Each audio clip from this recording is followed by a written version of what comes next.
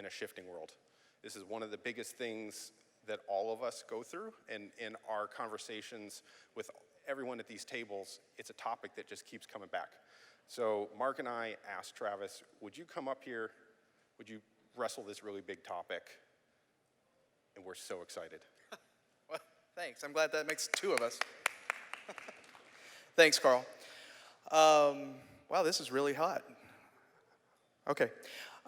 So as Carl mentioned, they asked me to do this, and I will tell you, I have been wrestling with this. I have had the pleasure to participate in the Church IT Roundtable for a while, if you can't tell.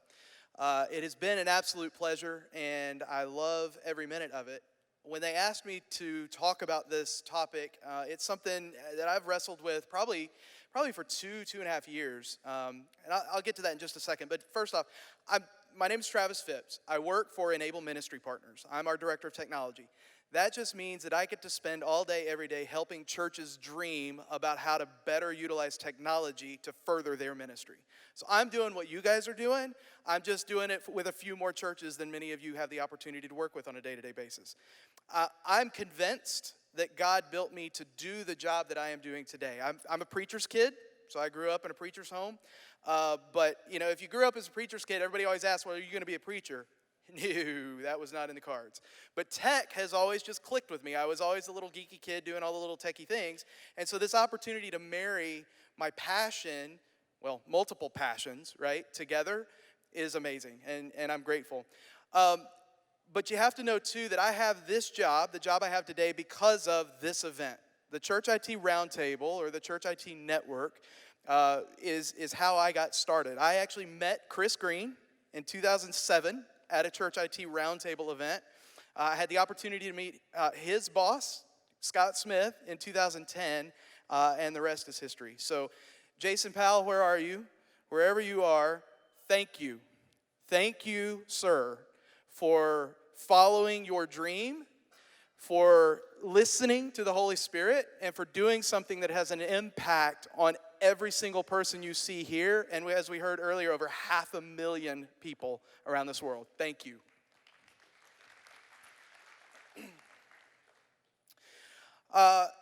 Just really quickly, I got to get a few other thank yous out of the way. Thank you, Carl. Thank you for pushing me to do something that is putting me in an uncomfortable place. Those of you that have known me for a while know that I'm not afraid to talk, and I'm not afraid to speak, but this is putting me in a little bit of an uncomfortable place, and we'll talk about that in a minute. Thank you to the Church IT Network leadership team for this opportunity. I don't take lightly that, yes, I'm a partner, but I'm just one of you, and I'm just here, and I'm so honored to have this opportunity. And thank you to my nomads. You know who you are, that have helped to craft this conversation that we're going to have today. So the other thing I'll just add is I'm more of a interactive speaker teacher. That's what I'm more comfortable with. And so right now you guys are all sitting there just listening to me, and it's a little unnerving, I got to be honest. So every once in a while, if you could smile or laugh or fall asleep, something, I would appreciate a little bit of feedback so that I know that I still, thank you. Hey, an amen. You were totally wrong. I can't believe you just told me that. Whatever. Just something, I would appreciate that. As I mentioned, I've been thinking about this and how to talk about this really strongly for the last couple years. But I have to tell you, my heart in all of this, is to encourage you. And I'm going to say some words here in a while that you're going to go, that is not encouraging, Travis, quit. I get that. But please know my heart is to encourage you. My heart is to share what I have heard from executive pastors and other church leaders around the country about how they feel we're doing as church IT professionals. And I got to tell you, some of it's really positive and amazing and awesome. And some of it maybe isn't all amazing and awesome, all right? But my heart is to challenge all of us to step up and to do better. So I'm going to challenge your thinking. I'm definitely going to push you to step out of your comfort zone. That's intentional. I run the risk of discouraging some of you, and that is not my heart. That is not my intent. So please hear where I'm coming from. And by the way, I will be around for the rest of the conference, so if you totally disagree with me and want to get in my face, totally fair, because you're sitting here listening to me. I will sit there and listen to you. I promise. Okay, so what do we mean by maintaining relevancy in a shifting world? Well, that would require a laptop to work. There we go. So what does that mean? Well, one of the key elements to that is you got to stay current on technology. You can't be excellent at what you do as a technology professional unless you are current on what current technology is. Fair? You can't expect technology to be the same as it was 5 years ago, right? Or 6 minutes ago. Should you be running your IT department like you did 5 years ago? Maybe not, right?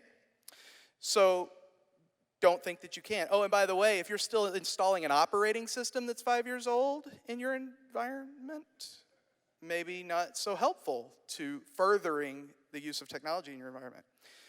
So what else do we mean? Well, you got to be a voice of leadership in your organization. And I promise you, I had no idea what Trace was going to talk about this morning. But I swear to you, you're going to look at my slides and go, you just made that this morning after Trace's talk. I promise you, I did not. But it's amazing how God works things together sometimes, right? I cannot teach you leadership the way he taught us leadership this morning. That was an amazing word, and I really hope you took it to heart. We're going to talk a little bit about that this afternoon. I'll just move on. All right. You've got to empower your users. So, you can't run your IT department like you did 5 or 10 years ago. You can't always be in control of everything anymore. You've got to be relinquishing that control into the hands of your users. Because whether you do it or don't, they're gonna. So don't give them a reason to be working around you.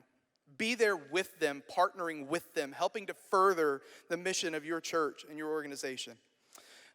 Don't have unnecessary restrictions in place. And have an eye toward how you are empowering them and relinquishing your, what did we call it? Oh, what was it this morning? I forget the word.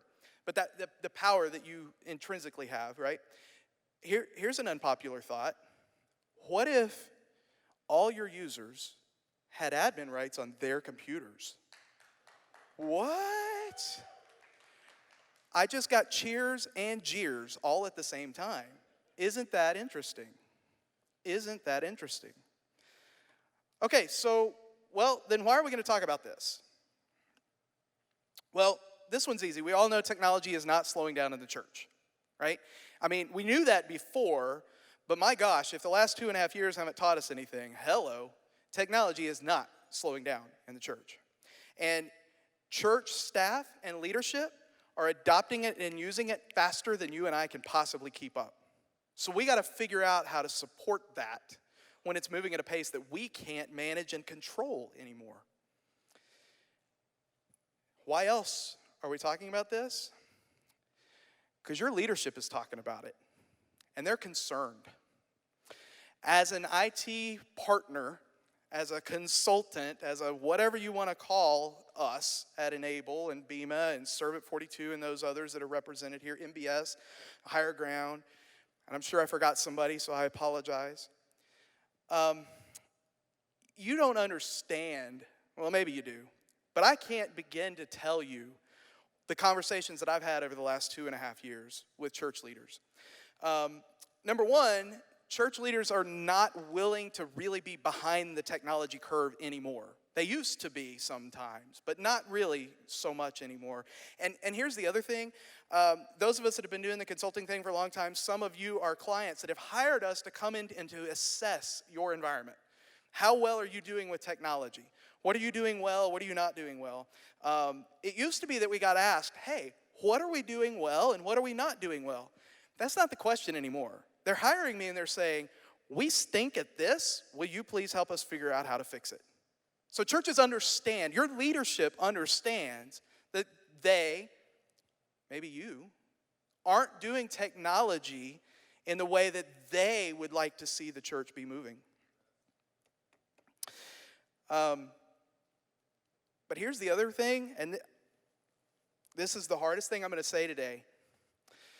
Some leaders at churches have asked us to come in and not only evaluate why technology is not working, but they kind of already maybe put a finger on it.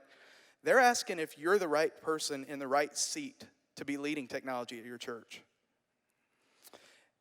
And as a consultant who cares deeply about every single person and what you're doing in this room, that is one of the hardest things to do. But we're being begged on a daily basis to do it. And so I don't say that to make you scared of bringing in a consultant to come and work with your church. I have worked with many of you in this room, and you still have your jobs, yes? Hopefully some of you say that you're doing it differently, better, you're encouraged, whatever. Because here's the thing. We can come in and say a lot of the same things you've already been telling them. But when they pay us for our opinion, all of a sudden we sound like geniuses. Just saying the same thing you already said. But notice the sub-bullet here, dysfunction or lack of ability in IT is a distraction from the mission of the church. And at the end of the day, your church leadership cares very, very heavily about their mission, vision, and values. We heard that this morning, right? And if what your department, your team, you as an individual is contributing is not really contributing, then you're becoming a distraction. And that wouldn't be the heart of any of us here. By the way, why else should we talk about this? Because cyber threats are real, and they are really coming after churches specifically. Not just, oh, you happen to be online, so we found you, but targeted attacks. How many in the room have had phishing messages that were church-oriented or focused hit your staff? There you go. How many of you in the room would be brave enough to admit that your staff fell for one of those phishing attacks? How many of you in the room would be brave enough to admit that your church fell victim to ransomware? In the cases where the phishing attack was successful, in the case where the ransomware was successful, there was an impact to your organization. It might have been financial. It definitely impacted your trust, maybe amongst your own staff with each other, but it also probably impacted the faith that people have put in your organization, too. So you've got to be advocating for it. You've got to be talking about it. Sorry, I have lots of pages and notes. I had to make them really big because my eyes don't work as well as they used to. I'm going to keep flipping paper and slides. So let's focus in on the current technology piece. Let's talk about that for a minute. Modern device management. Everybody has a different definition for what this means. Here's my definition. Do it different than you've been doing it. Ta-da, modern, right? You need to get up to speed on what I wrote here was modern, cloudy approaches to managing your environment. MDM is your friend, and it exists for Windows 2. It's not only a Mac OS thing, all right? And if you're not comfortable, familiar with what these things are, you need to spend the next few days asking questions about it and engaging in this community to get more information about it, or heck, pay a partner to talk to you about it. We're happy to tell you what we think. You don't have to agree, but we'll tell you anyway. And then you get to pay us for the... No, I'm just kidding. Here's my challenge to all of you. How few servers can you have under your direct management control and still accomplish everything that you need to accomplish for your staff and your congregation? How many in this room can say you have no servers in your environment? I see 2 hands. How many of you it's less than 10? Good.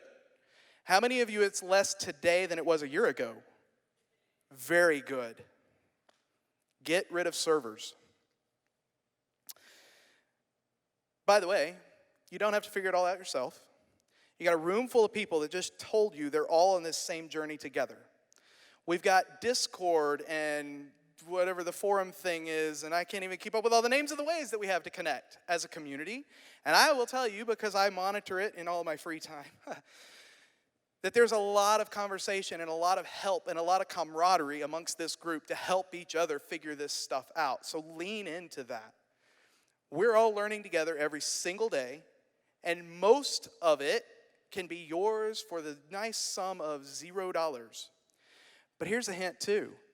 It's potentially, probably, even worth some of your hard-earned budget dollars to get some consulting and some help in moving forward in a more modern way, it'll be cheaper than the sand you were planning to replace. And if you want to learn more, see the session tomorrow titled Modern Endpoint Management by Matt Vest from Software One. Is Matt in here? Matt, I'm totally hyping for you. All right, well, find Matt. He's in Sketch. All right. What else? You need to build it like you stole it. No. You need to build it like somebody else is going to have to maintain it. Somebody else is going to have to support it. If you build it so you're the only person that can support it or fix it, you're creating a kingdom unto yourself, and you're setting yourself up to be frustrated at the pressure that your organization and you will put on yourself to maintain it. And you're setting your organization up for failure because you just made them dependent on you. And I don't think that was ever your goal. I don't believe that was ever in your heart.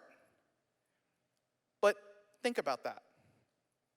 Is anybody uncomfortable yet? No? Okay.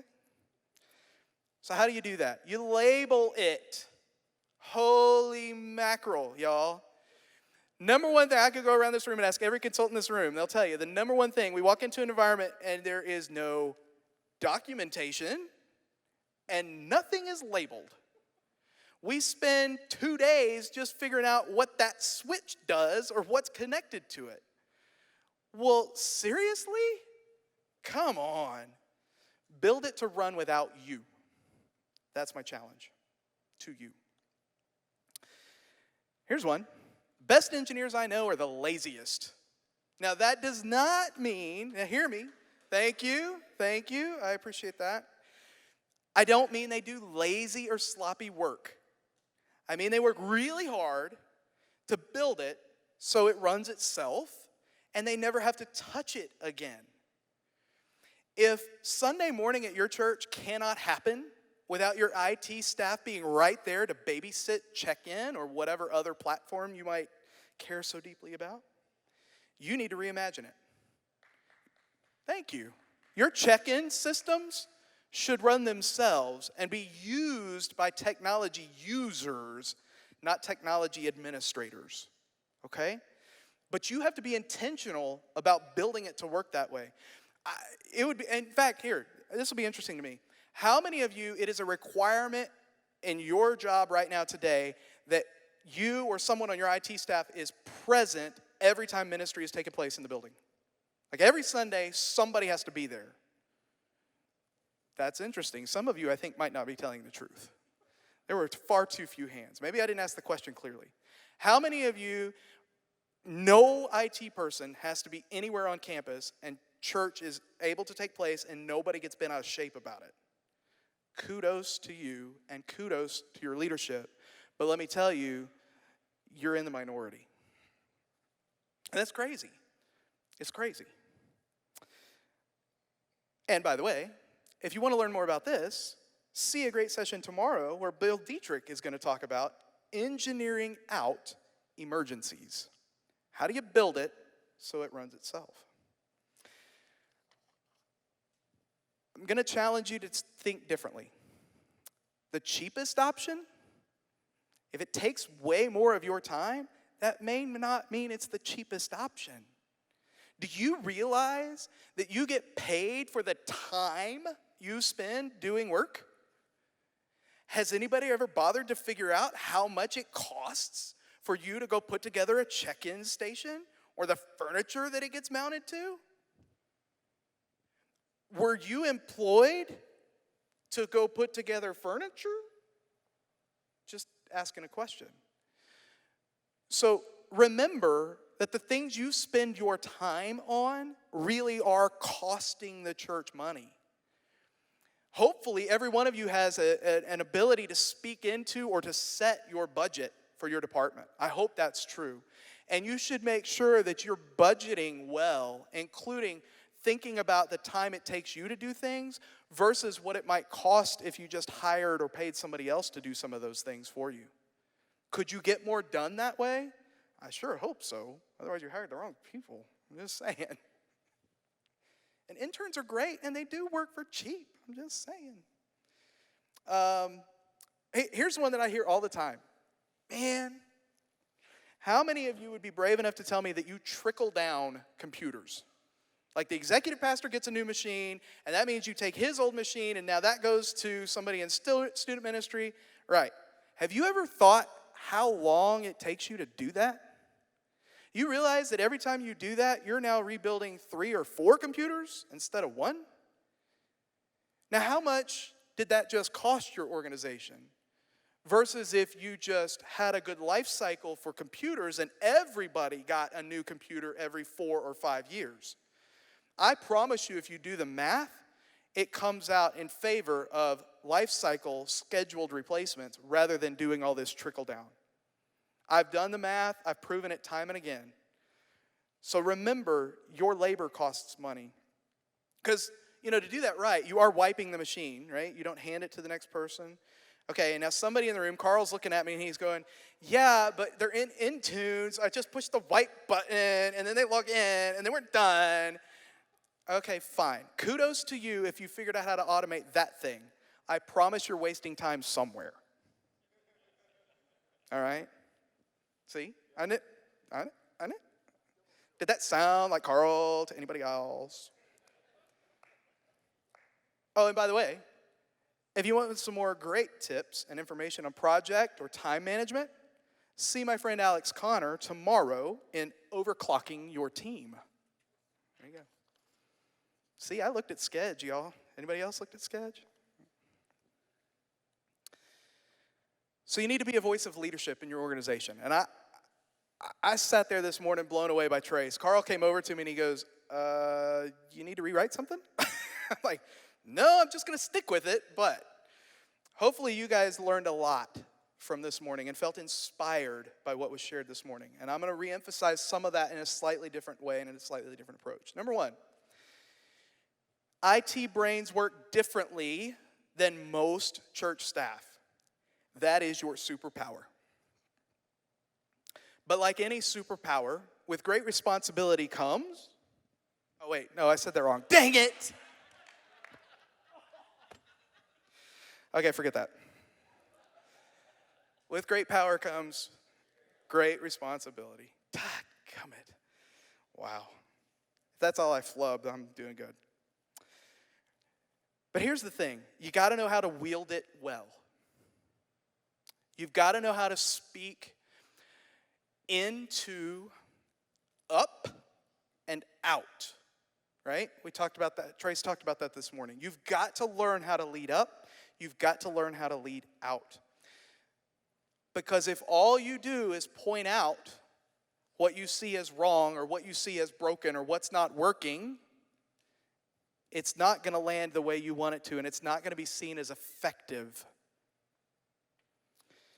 You don't want to just frustrate yourself, and you don't want to frustrate your leaders, right? So we've got to learn to speak differently. If you feel like your efforts aren't appreciated or you're being misunderstood, whose fault is that? You can't do anything about how they hear it, but you can absolutely do something about how you present it. And if what you've said, thank you, Carl, if what you've said isn't working to get the results you feel like it deserves, then you need to go ask other people to help you say it differently. That can be people within your staff. That can be people within this community. That can be other mentors or leaders that you know or that you trust. You've got to make yourself vulnerable to be willing to hear it, but you got to be willing to do it differently. And here's where I might step on a toe or two. If you feel like your leadership only values you to be there to fix the broken stuff, or if you personally revel in being the hero that solves it all the time, I'm going to encourage you to think bigger. I'm going to encourage you to go build relationships, just like Trace talked about this morning. Influence is how you lead up and you lead out. And Trace told us this morning how to build that. It was great. Highlight your accomplishments. You need to make sure that you are receiving some level of appreciation and accolade for what it is that you're doing for your organization. It's not wrong to want to be proud of what you built. It's not. You got to do it in the right way. You got to be humble about it. But you need to make sure your leadership sees it. They need to see the effects of the work that you're doing. They need to see how it's benefiting your church. They're not always going to come to that on their own. In fact, they most likely won't. So think about things like, less downtime. If you have less downtime today than you had a year ago, make sure that somebody recognizes that, because they're not going to see that for themselves. There's simple things. How about, do you get less complaints this year than last year about the online stream quality? Because you got a better firewall or internet, whatever it is. Make sure that you're drawing the correlation to the ministry impact that your work is having. Here's a pro tip. If your network closets look like this, what does that say about your work? What do you believe people perceive about the excellence with which you do your job if that's what they physically see? My experience tells me time and again that folks absolutely are building opinions about your competence and your trustworthiness based on what they see. Because they don't understand most of what you do as an IT professional, but they know what that looks like. Take the time, take whatever it takes, take the day, rip the rack apart and rebuild it. That stuff belongs in the rack, not sitting on the thing at the bottom. Those cables can be done cleanly, I promise. Buy new ones, for goodness sakes. You can do it. You all know how to do it. And I know every reason that racks end up like that. But I'm just telling you, sorry, those are excuses. You can do better. And if what they see looks better to them, they will immediately trust you more. They just will. Okay. I talked about this. Advocate for your initiatives and your goals. So you're going to make sure they recognize what you've accomplished, but now that you've built those relationships and you've built that trust, and now that you're garnering the influence that Trace talked about this morning, now you got to go talk about the things that you would like to see get done.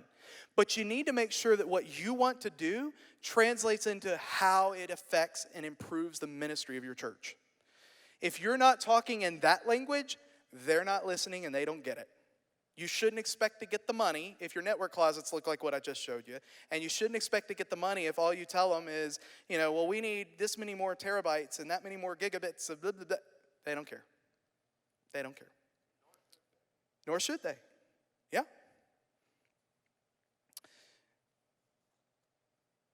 Oh, yeah. Well, okay, this was good. I'm going to read this because I totally forgot this. Nobody outside of this room cares that you just added 500 terabytes of storage or 100 gigabits to the desktop. They couldn't care less.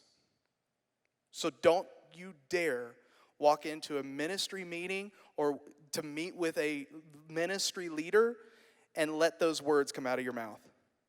You need to talk about the things that impact ministry, the things that they care about.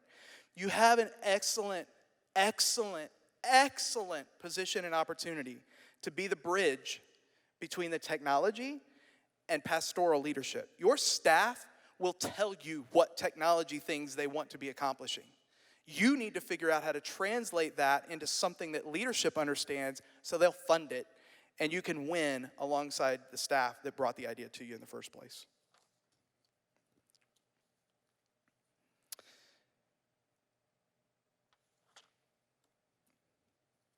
Security. You got to talk about it. Because if you don't, nobody else will. And if your leadership doesn't get it, they'll care a whole lot when you get hit. And then they're going to want to know why you didn't warn them. Fair? Yeah? Don't be the fall guy. Be talking about it early and often. Here's the key, though. I lost my place. Sorry. You got to make sure they understand. You've got to bring them the problems. You've got to bring them the risk. But then you need to understand, you work with them to determine what's worth addressing.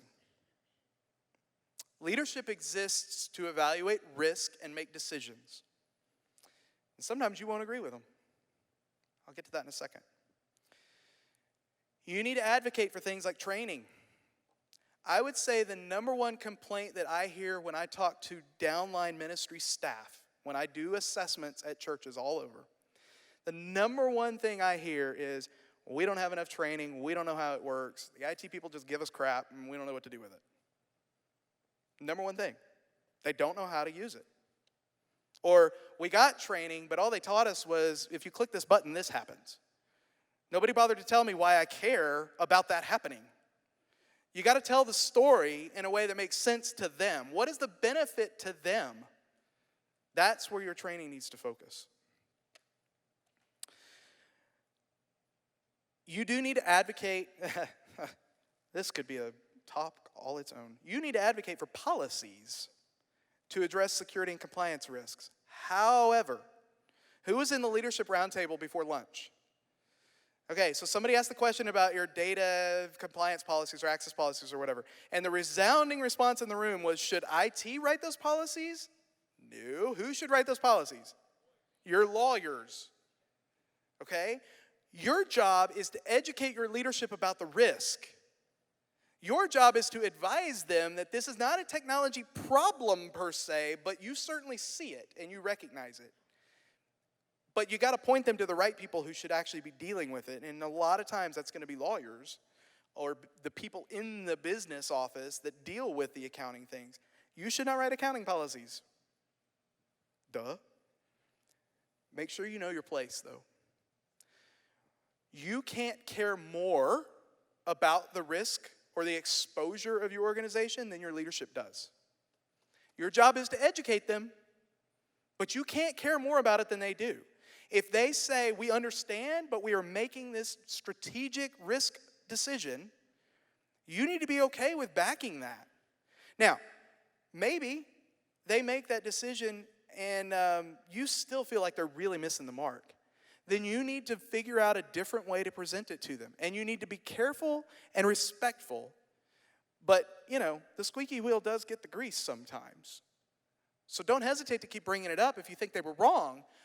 But understand that they are there to make the decision, and it is your job to follow sometimes.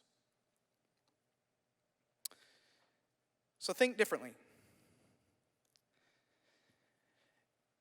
Work hard to define clear expectations and boundaries. Do not fall into the trap of believing that setting a boundary means that you're being unhelpful or providing less service. Setting a boundary and providing clear expectations that everybody is on the same page about is the exact opposite of that. Ensuring everyone has the same expectations is how you ensure that everybody feels cared for and supported. If you let your users decide what they think it means to get support, then you're setting yourself up to always fail. You need to be on the same page with your leadership about that and with your end users about that. You also shouldn't take on the things that you're not the best gifted or skilled or have the time to commit to. You have to make sure your leadership understands where your strengths are, what capabilities or availability you have, and you might need to offer up some suggested alternatives for some things. Should the IT department be responsible for the security cameras? Do you have a security department that does everything else related to security? What about your church management system? How many of you, the church management system falls under the IT department? How many of you, the church management system does not fall under the IT department? Did you notice that's about a 50-50 split? And I would almost bet that each of you that raised your hand feel like your way is the right way and the way it ought to be. Clearly, there's not a right way or a wrong way. For some of you, that's going to exist within your strength. And for some of you, it's not. You need to be willing to give it up, but you also need to be upfront with your leadership about what you can and can't do and maybe where some other things could happen. And if you want to know more about this, today there will be a session by Jonathan Smith called Lead Your Leaders, Steward Your Influence, and Get IT Done.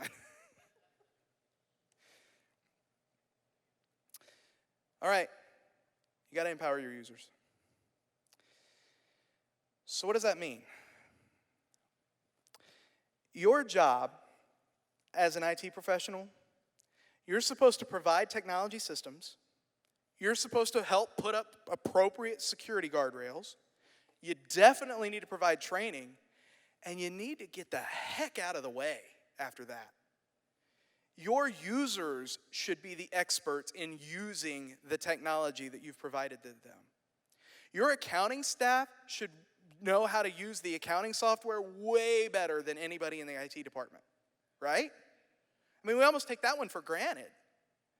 Well, then why does the IT department have to be the ones who are the only experts in your church management system? What if your staff were the experts in using the church management system and they were teaching you stuff about it? Wouldn't that be amazing? Y'all can let the applause just rupture. I mean, you don't have to calm down. I'm just kidding.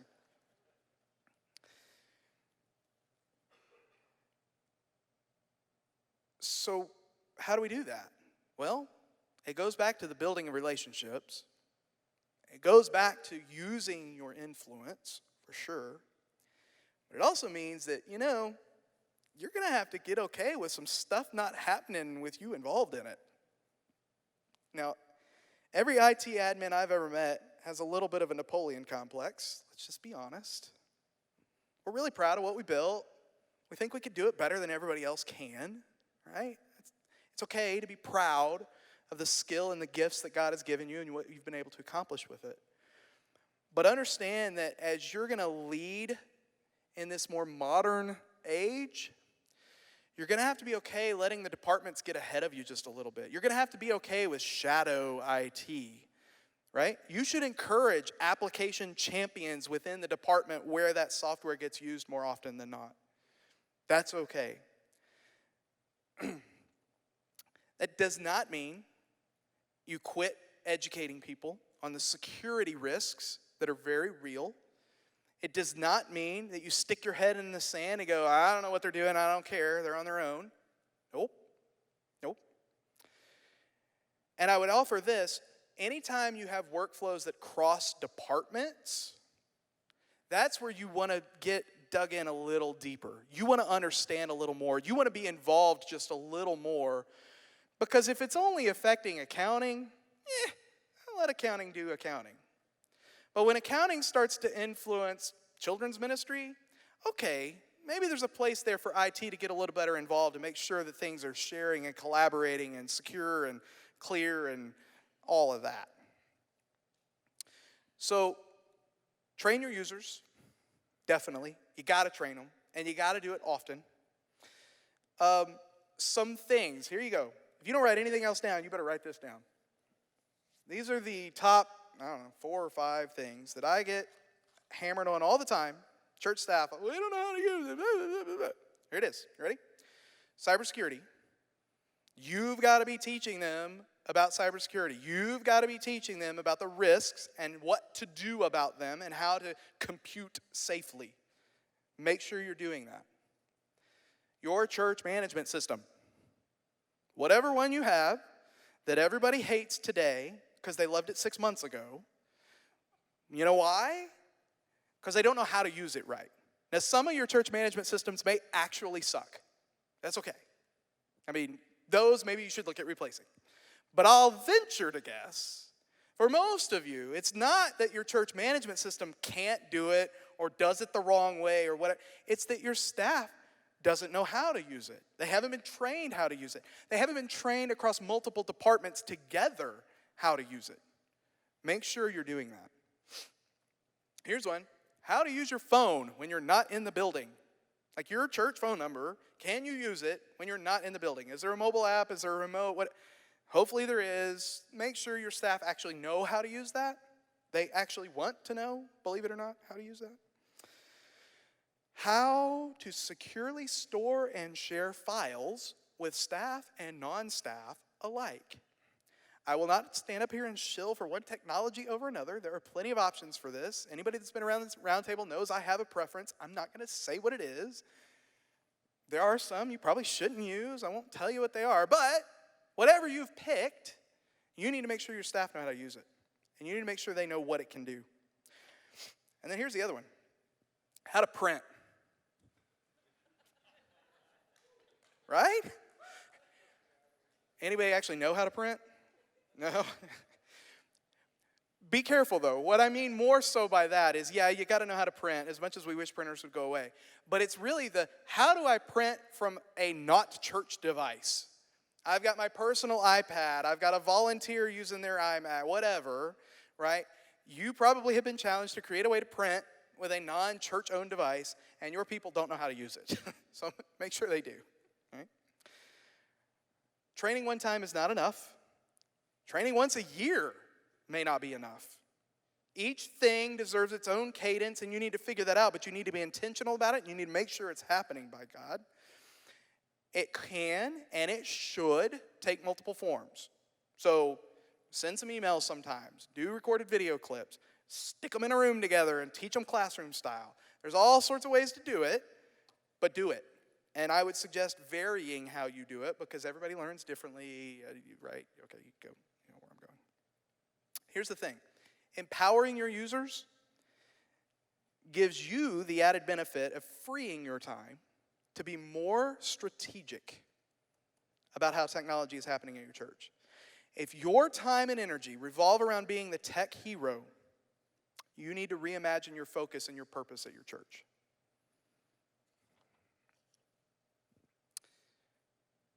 All right, so let's talk about what a healthy environment looks like. Healthy environment. You are regularly meeting with your leadership to talk about how technology is or can impact the ministry at your church. Not just every once in a while, not just in the hallway when they come up with a new idea, but you have a regular cadence and everybody knows this conversation is happening and why it's happening and what the benefits of it are. You need to be asking your leadership the perception of your department or of IT in general within your organization. You need to make yourself vulnerable to hear the good and the not so good. How else do you improve? You need to have regular collaboration with your production or media or AVL or whatever you call them team. How many of you also lead the production and you lead production and IT both? Well, I really hope y'all collaborate really well with each other. Now, for those of you that don't have one leader over both, how many of you would say that you don't have the best working relationship with your production or media team? Okay. So who can fix that? Remember, lead up and lead out. And if you want to know more on this, see When AV and IT Collide, a session with Chris Green tomorrow afternoon.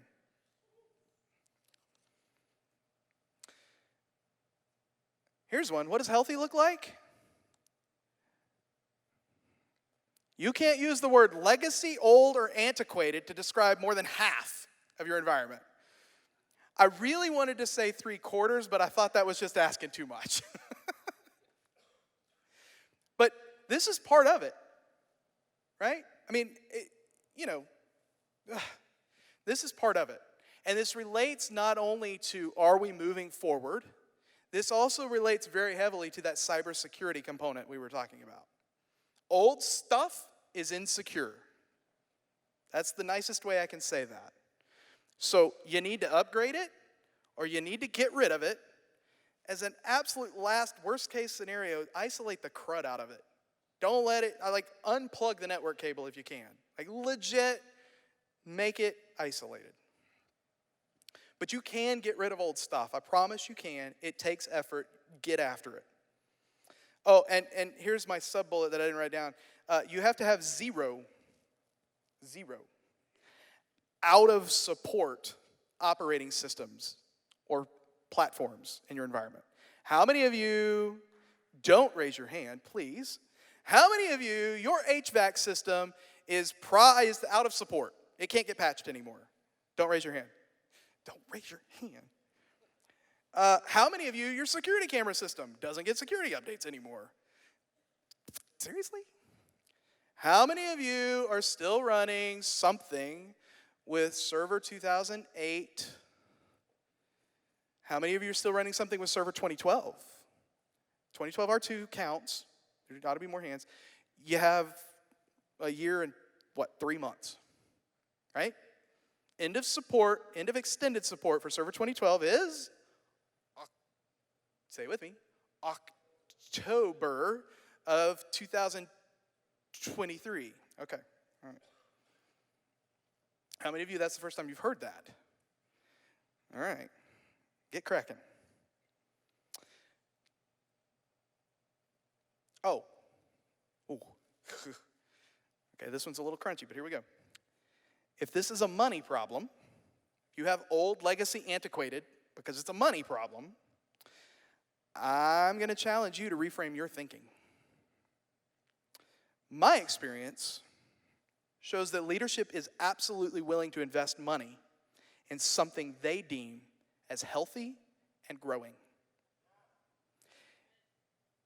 So if your IT isn't seen as healthy or helpful or growing, why would you expect them to give you any money? What did Trace tell us this morning? You got to build the trust. And trust is by delivering, right? I'm paraphrasing him. But you got to do good work, and you got to do it consistently. And then you're going to build trust. And if they see that trust, right? If they recognize that you are trustworthy, that's when you should expect to receive funding to help you move forward on initiatives that you think are important. What else does healthy look like? Healthy also looks like a laptop that lets you push a button and actually does something. That's what healthy looks like. Holy cow. All right. Regular conversations with all of your departments. So regular conversations with leadership for sure. Regular conversations and collaboration with your production team. Those are heavy technology users. Hello. But you got to be talking to everybody else too. And Trace talked about that this morning. You've got to intentionally go build relationships with them. Because they don't really care, what is that saying? They don't care how much you know until they know how much you care. And that rings true in any organization, in any business. Doesn't matter but man, it really rings true in the church. It is all about the relationships. Oh, and by the way, when you talk to them, and they give you ideas, and they give you feedback, and you take on some of the work, actions do speak louder than words, so you got to make sure you've got strong follow-through on addressing the parts that they point out aren't working so well. Because otherwise, why waste their time talking to you if they don't see fruit from it? Right? What does healthy look like? It looks like an environment where users are empowered and customer first is a word that is used to describe the efforts of your IT department. And hint, those words can't be uttered by your IT department.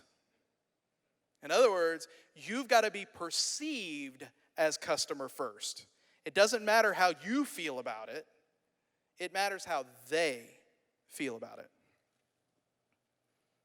So if you're the IT guy or gal that's just always, pulling the strings in the background, setting policies, enforcing, I challenge you that I think you're missing the mark.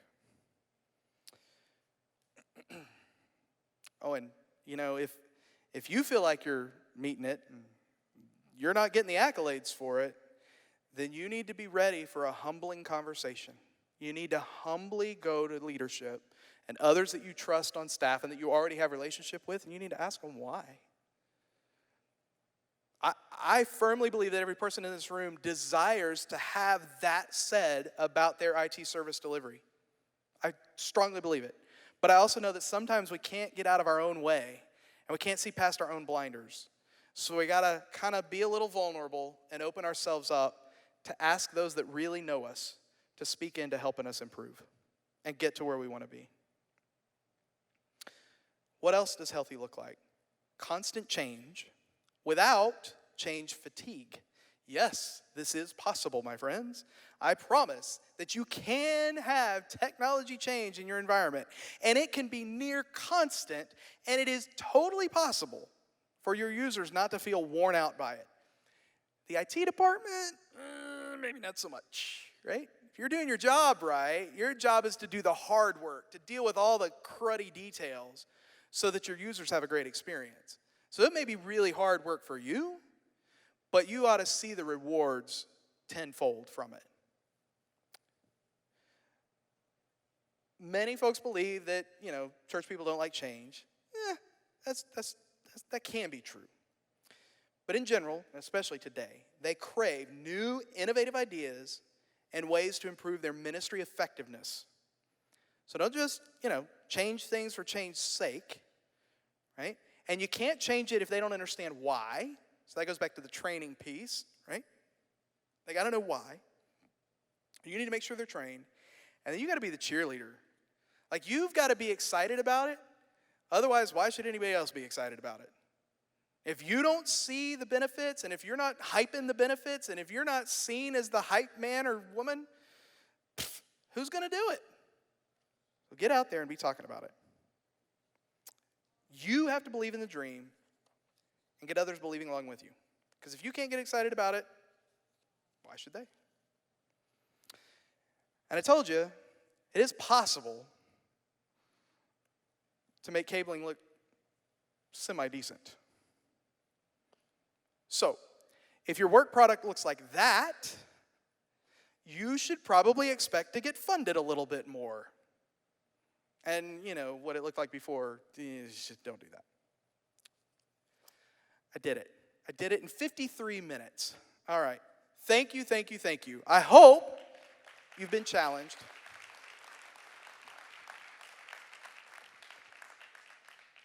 That was a masterclass. One more time for my friend. I'm left believing that I can and I should and we must do better. We got a break here for almost an hour. We have plenty of time. I think our next session starts at 2:45. There's a building tour starting here in about 15 minutes. We have plenty of time. Get out there, talk with some of our sponsors, say thanks for lunch.